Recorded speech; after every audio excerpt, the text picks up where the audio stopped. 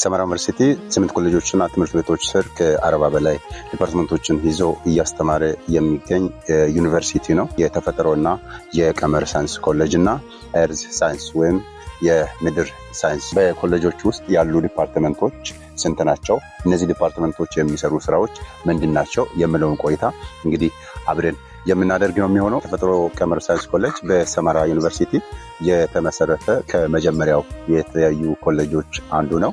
በአፋር ክልል ሳይንሳዊ እድገትን ለማስቻል በትምህርት በምርምርና በማህበረሰብ አገልግሎት ዋና ሚና እየተጫወተ የሚገኝ ኮሌጅ ነው። ዋና ዲፓርትመንቶች ባዮሎጂ፣ ኬሚስትሪ፣ ፊዚክስ፣ ማቴማቲክስ፣ ስታቲክስ እና ስፖርት ሳይንስ ዲፓርትመንቶች በውስጡ ይገኛሉ።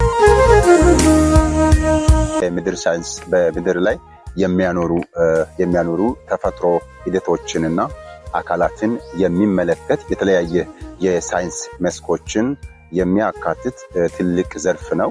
ዋና የሚከተሉ ክፍሎችን ያካትታሉ። ዋና ክፍሎች ደግሞ ወደታች የምናያቸው ናቸው። እንደዚህ ወደታች ተዘርዝረው የምናያቸው ናቸው። የዚህ የኤርዝ ሳይንስ አስፈላጊነቱ ሀብት አስተዳደር፣ ውሃ፣ አፈርን ተስማሚ መንገድ ለማስተዳደር የሚረዳ ነው። ሌላኛው ደግሞ ልማት ፕሮጀክት የምንላቸው ስትራክቸር በግብርና በኃይል ፕሮጀክቶች ላይ ለባለሙያ ድጋፍ የሚሰጥ ነው። ሌላኛው ደግሞ አካባቢ ጥበቃ ነው። አካባቢ ጥበቃ አየር ንብረት ለውጥ መቋቋም ላይ ኢኮሎጂን መጠበቅ ነው። ኤርዝ ሳይንስ ውስጥ እነዚህ የዘረዘርናቸው የሚገኙ ጥናቶችና ምርምሮች ትምህርቶች ናቸው። የተፈጥሮና የቀመር ሳይንስ ኮሌጅ በሰመራ ዩኒቨርሲቲ የአፋር ክልል ልማትን በሳይንስና በምርምር የሚያገለግል ዋና መሰረት ነው።